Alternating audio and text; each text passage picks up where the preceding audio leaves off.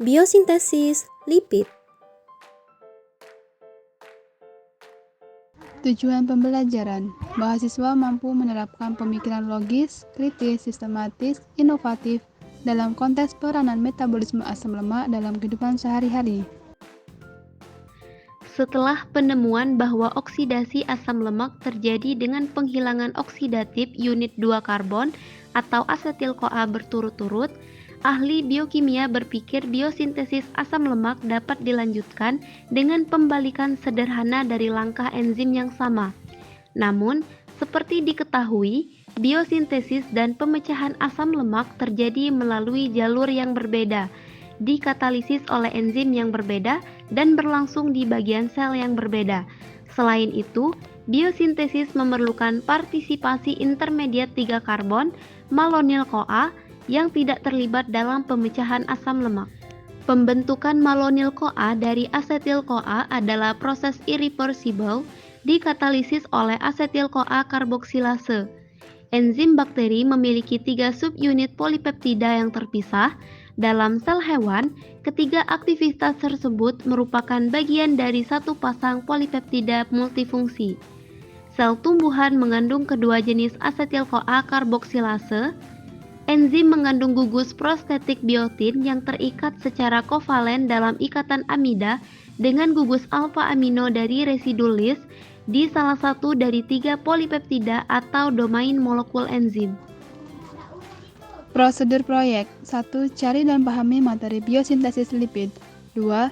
Cari dan amati prosedur biosintesis lipid 3. Rekam dan lakukan pengeditan dengan baik dan menarik. Biosintesis lipid. Asetil-CoA karboksilase memiliki 3 wilayah fungsional.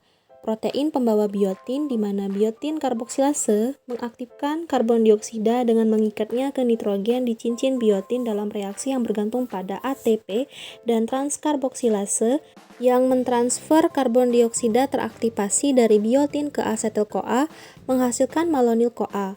Lengan biotin yang panjang dan fleksibel membawa karbon dioksida teraktivasi dari daerah biotin karboksilase ke sisi aktif transkarboksilase. Reaksi dua langkah yang dikatalisis oleh enzim ini sangat mirip dengan reaksi karboksilasi lain yang bergantung pada biotin. Pada semua organisme, rantai karbon panjang asam lemak dirakit dalam urutan 4 langkah yang berulang dikatalisis oleh sistem yang secara kolektif disebut sebagai asam lemak sintase. Gugus asil jenuh yang dihasilkan oleh setiap rangkaian reaksi 4 langkah menjadi substrat untuk kondensasi berikutnya dengan gugus malonyl teraktivasi. Setiap siklus, rantai asil lemak diperpanjang oleh 2 karbon, baik kofaktor pembawa elektron dan gugus pengaktif dalam urutan anabolik reduktif berbeda dari yang ada dalam proses katabolik oksidatif. Dalam oksidasi, NAD+ dan FAD berfungsi sebagai akseptor elektron dan gugus pengaktifnya adalah gugus tiol dari koenzim A. Sebaliknya, zat prereduksi dalam sekuens sintetik adalah NADPH dan gugus pengaktif adalah 2 gugus tiol yang terikat enzim yang berbeda. Terdapat 2 varian utama asam lemak sintase, yaitu asam lemak sintase 1 yang ditemukan pada vertebrata dan jamur, dan asam lemak sintase 2 ditemukan pada tumbuhan dan bakteri. Dengan sistem FAS1, sintesis asam lemak menghasilkan satu produk dan tidak ada zat antara yang dilepaskan. Ketika panjang rantai mencapai 16 karbon, di mana produk tersebut adalah palmitat, meninggalkan siklus. Karbon C16 dan C15 dari palmitat diturunkan dari atom karbon metil dan karboksil dari asetil-CoA yang digunakan secara langsung untuk membentuk sistem di awal. Sisa atom karbon dalam rantai diturunkan dari asetil-CoA melalui malonyl-CoA. FAS2 pada tumbuhan dan bakteri adalah sistem terdisosiasi, di mana setiap langkah dalam sintesis dikatalisis oleh enzim yang terpisah dan dapat berdifusi secara bebas. Zat antara juga dapat berdifusi dan dapat dialihkan ke jalur lain. Tidak seperti FAS1, FAS2 menghasilkan berbagai produk, termasuk asam lemak jenuh dengan beberapa panjang, serta asam lemak tak jenuh, bercabang, dan hidroksi. Sistem FAS2 juga ditemukan di mitokondria vertebrata. Sintase asam lemak mamalia memiliki beberapa sisi aktif. Beberapa domain FAS1 mamalia berfungsi sebagai enzim yang berbeda tetapi terkait. Sisi aktif untuk setiap enzim ditemukan dalam domain terpisah dalam polipeptida yang lebih besar. Sepanjang proses sintesis asam lemak, zat antara tetap terikat secara kovalen sebagai tioester pada salah satu dari dua gugus tiol. Satu titik perlekatan adalah gugus tiol dari residu sistein di salah satu domain sintase. Yang lainnya adalah gugus tiol dari protein pembawa asil, domain terpisah dari polipeptida yang sama. Hidrolisis tioester sangat eksergonik dan energi yang dilepaskan membantu dalam sintesis asam lemak secara termodinamika. Protein pembawa asil adalah senyawa ulang-alik atau shuttle yang menyatukan sistem dalam sintesis asam lemak. Sebelum lanjut, kita kembali lagi ke palmita tadi. Rantai asil lemak tumbuh oleh unit 2 karbon yang disumbangkan oleh malonat teraktivasi dengan hilangnya karbon dioksida pada setiap langkah.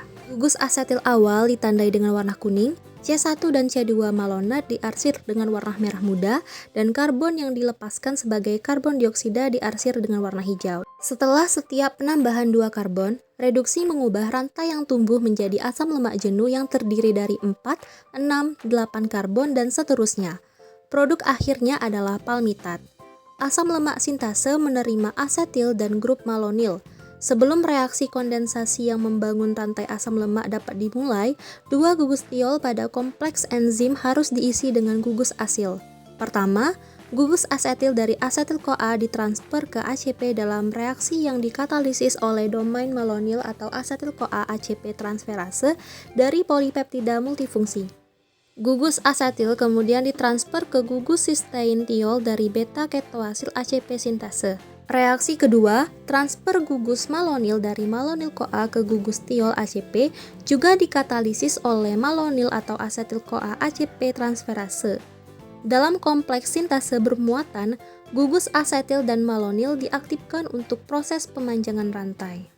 Langkah pertama, kondensasi. Reaksi pertama dalam pembentukan rantai asam lemak adalah kondensasi yang melibatkan gugus asetil dan malonil teraktivasi untuk membentuk asetoasetil ACP. Gugus asetoasetil yang terikat pada ACP melalui gugus fosfopantetein tiol secara bersamaan, satu molekul karbon dioksida dihasilkan.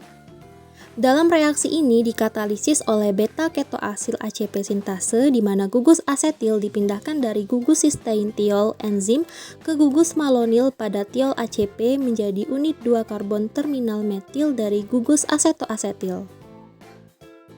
Pada langkah kedua, reduksi gugus karbonil asetoasetil ACP yang terbentuk pada tahap kondensasi sekarang mengalami reduksi gugus karbonil pada C3 untuk membentuk D-beta hidroksibutiril ACP. Reaksi ini dikatalisis oleh beta-ketoasil ACP reduktase dan donor elektronnya adalah NADPH. Pada langkah ketiga terjadi dehidrasi unsur-unsur air, di mana dihilangkan dari C2 dan C3 dari D-beta hidroksibutiril ACP untuk menghasilkan ikatan rangkap dalam produk transbutenoil ACP. Enzim yang mengkatalisis dehidrasi ini adalah beta hidroksiasil ACP dehidratase. Langkah keempat, reduksi ikatan ganda di mana ikatan rangkap transbutenoil ACP direduksi untuk membentuk butiril ACP oleh aksi enoil ACP reduktase, di mana pada langkah ini NADPH adalah donor elektron. Produksi 4 karbon asil ACP lemak jenuh menandai selesainya satu lintasan melalui kompleks asam lemak sintase. Selanjutnya, pada langkah kelima, gugus butiril dipindahkan dari gugus fosfopantetein tiol dari ACP ke gugus sistein tiol dari beta-ketoasil ACP sintase yang awalnya mengandung gugus asetil. Untuk memulai siklus berikutnya dari 4 reaksi yang memperpanjang rantai dengan 2 karbon lagi, gugus malonil lain dihubungkan ke gugus fosfopantetein tiol dari ACP yang sekarang kosong. Kondensasi terjadi ketika gugus butiril yang bertindak seperti gugus asetil pada siklus pertama terikat pada 2 karbon dari gugus malonil ACP dengan kehilangan karbon dioksida secara bersamaan. Produk dari kondensasi ini adalah gugus asil 6 karbon yang terikat secara kovalen dengan gugus fosfopantein tiol. Gugus ketonya direduksi dalam 3 langkah berikutnya dari siklus sintase untuk menghasilkan gugus asil jenuh. Persis seperti pada reaksi putaran pertama, dalam hal ini membentuk produk 6 karbon. 7 siklus kondensasi dan reduksi menghasilkan gugus palmitoyl jenuh 16 karbon masih terikat pada ACP. Pemanjangan rantai oleh kompleks sintase umumnya berhenti pada titik ini dan palmitat bebas dilepaskan dari ACP oleh aktivitas hidrolitik dalam protein multifungsi. Adapun reaksi keseluruhan untuk sintesis palmitat dari asetil-CoA dalam dua bagian. Pertama, pembentukan 7 molekul malonyl-CoA, kemudian 7 siklus kondensasi dan reduksi, dan proses keseluruhannya. Regulasi biosintesis asam lemak. Ketika sel atau organisme memiliki lebih dari cukup bahan bakar metabolisme untuk memenuhi kebutuhan energinya, kelebihannya umumnya diubah menjadi asam lemak dan disimpan sebagai lipid seperti triasilgliserol. Reaksi yang dikatalisis oleh asetil-CoA karboksilase adalah langkah pembatas kecepatan dalam biosintesis asam lemak dan enzim ini merupakan tempat regulasi yang penting. Pada vertebrata, palmitoyl-CoA, produk utama sintesis asam lemak, adalah penghambat umpan balik enzim. Sitrat adalah aktivator alosterik meningkatkan Vmax. Sitrat memainkan peran sentral dalam mengalihkan metabolisme sel dari konsumsi bahan bakar metabolik ke penyimpanan bahan bakar sebagai asam lemak. Ketika konsentrasi asetil-CoA mitokondria dan ATP meningkat, sitrat diangkut keluar dari mitokondria kemudian menjadi prekursor asetil-CoA sitosol dan sinyal alosterik untuk aktivasi asetil-CoA karboksilase.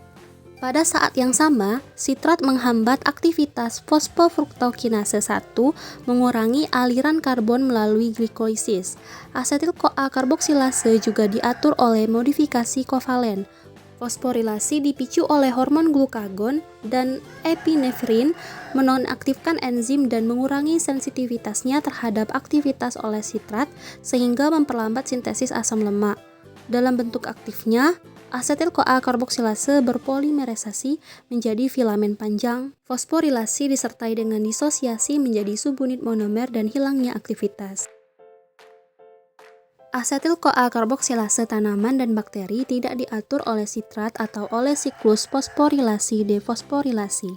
Enzim tanaman diaktifkan oleh peningkatan pH stroma dan Mg2+ yang terjadi pada penerangan tanaman. Dalam Escherichia coli, peran utama sintesis asam lemak adalah menyediakan prekursor untuk lipid membran. Regulasi proses ini kompleks, melibatkan nukleotida guanin yang mengkoordinasikan pertumbuhan sel dengan pembentukan membran. Asam lemak jenuh rantai panjang disintesis dari palmitat. Asam palmitat, produk utama sistem asam lemak sintase dalam sel hewan, adalah prekursor asam lemak rantai panjang lainnya. Sistem pemanjangan aktif pada retikulum endoplasma memperpanjang rantai 16 karbon palmitoyl-CoA dengan 2 karbon membentuk stearoyl-CoA. Asam palmitat adalah prekursor stearat dan asam lemak jenuh rantai lebih panjang serta asam tak jenuh tunggal palmitoleat dan oleat. Mamalia tidak dapat mengubah oleat menjadi linoleat atau alfa-linolenat, yang karenanya diperlukan dalam makanan sebagai asam lemak esensial. Konversi linoleat ke asam lemak tak jenuh ganda lainnya dan eikosanoid diuraikan. Asam lemak tak jenuh dilambangkan dengan menunjukkan jumlah karbon dan jumlah serta posisi ikatan rangkap. Asam palmitat dan asam stearat berfungsi sebagai prekursor dari dua asam lemak tak jenuh tunggal yang paling umum dari jaringan hewan, yaitu palmitoleat dan oleat.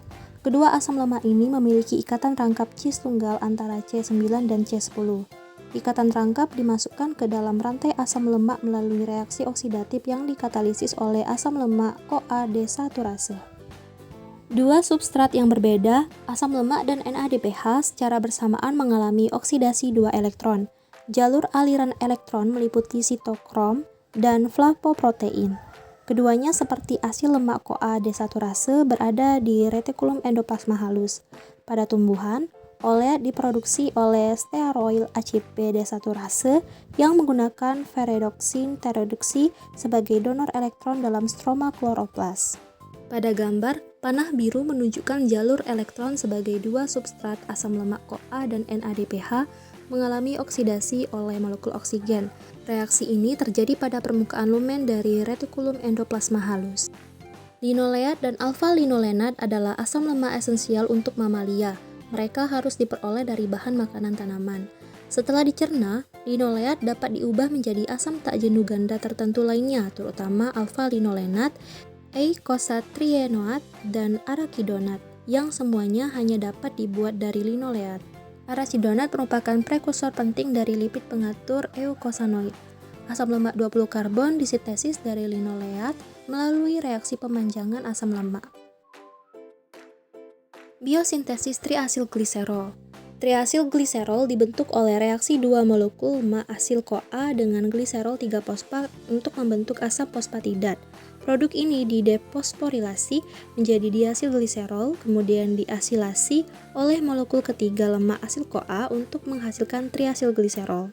Dalam jaringan hewan, triasilgliserol dan gliserofosfolipid seperti fosfatidilethanolamin memiliki dua prekursor dan beberapa langkah biosintetik.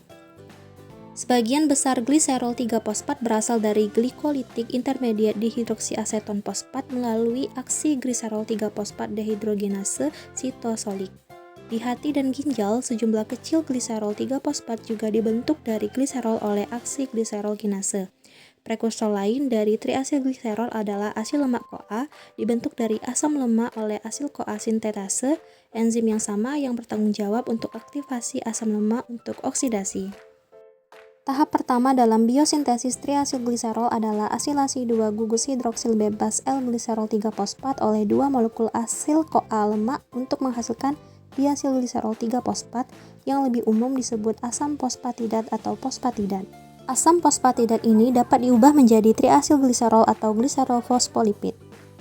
Dalam jalur ke triasilgliserol, asam fosfatidat dihidrolisis oleh asam fosfatidat fosfatase untuk membentuk 1,2 diasilgliserol. Diasilgliserol kemudian diubah menjadi triasilgliserol melalui transesterifikasi dengan asil CoA lemak ketiga. Biosintesis, regulasi, dan transportasi kolesterol, steroid, isoprenoid. Kolesterol berperan sebagai komponen membran sel dan sebagai prekursor hormon steroid dan asam empedu. Kolesterol seperti asam lemak rantai panjang dibuat dari asetil-CoA, tetapi perakitan kolesterol sangat berbeda dari asam lemak rantai panjang. Sintesis berlangsung dalam 4 tahap. Pertama, kondensasi 3 unit asetat untuk membentuk zat antara 6 karbon mevalonat. Kedua, konversi mevalonat menjadi unit isoprena teraktivasi. Ketiga, polimerisasi 6 unit isoprena 5 karbon untuk membentuk skualena linear 30 karbon. Dan keempat, siklisasi skualen untuk membentuk 4 cincin inti steroid dengan serangkaian perubahan lebih lanjut untuk menghasilkan kolesterol. Tahap pertama dalam biosintesis kolesterol mengarah ke mevalonat perantara. 2 molekul asetil-CoA mengembun membentuk asetoasetil-CoA yang berkondensasi dengan molekul ketiga asetil-CoA untuk menghasilkan senyawa 6 karbon beta-hidroksi beta-metil-glutaryl-CoA. Kedua reaksi pertama ini masing-masing dikatalisis oleh asetil-CoA asetiltransferase dan HMG-CoA sintase. Tahap kedua, konversi mevalonat menjadi 2 isoprena teraktivasi pada tahap berikutnya dari sintesis kolesterol. 3 gugus fosfat ditransfer dari 3 molekul ATP ke mevalonat. Fosfat yang terikat pada gugus hidroksil C3 dari mevalonat dalam zat antara 3-fosfo-5-pirofosfomevalonat adalah gugus pergi yang baik. Pada langkah berikutnya, baik fosfat ini dan gugus karboksil di dekatnya pergi menghasilkan ikatan rangkap dalam produk berkarbon 5. Tahap ketiga, kondensasi 6 isoprena yang diaktifkan. Satuan untuk membentuk skualen isopentenil pirofosfat dan dimetilatil pirofosfat sekarang mengalami kondensasi head to tail, di mana satu gugus pirofosfat dipindahkan dan rantai 10 karbon terbentuk geranil pirofosfat. Geranil pirofosfat mengalami kondensasi head to tail lain dengan isopentenil pirofosfat menghasilkan farnesil pirofosfat antara 15 karbon. Akhirnya 2 molekul farnesil pirofosfat bergabung head to head dengan eliminasi kedua gugus pirofosfat untuk membentuk skualen. Tahap keempat, konversi skualen ke inti steroid 4 cincin. Semua sterol memiliki 4 cincin menyatu yang membentuk inti steroid, dan semuanya ada alkohol dengan gugus hidroksil pada C3. Dengan demikian dinamakan sterol. Aksi skualen monooksigenase menambahkan satu atom oksigen dari oksigen ke ujung rantai skualen membentuk epoksida. Enzim ini adalah oksidase fungsi campuran lainnya. NADPH mereduksi atom oksigen lain dari O2 menjadi H2O. Ikatan rangkap dari produk skualen 2,3 epoksida ditempatkan sedemikian rupa sehingga reaksi terpadu dapat mengubah skualena epoksida linier menjadi struktur siklik. Pada sel hewan, siklisasi ini menghasilkan pembentukan lanosterol yang mengandung karakteristik 4 cincin inti steroid. Lanosterol akhirnya diubah menjadi kolesterol dalam serangkaian sekitar 20 reaksi yang mencakup migrasi beberapa gugus metil dan penghilangan yang lain. Pembentukan skualen struktur 30 karbon ini muncul melalui kondensasi berturut-turut dari unit isoprena aktif.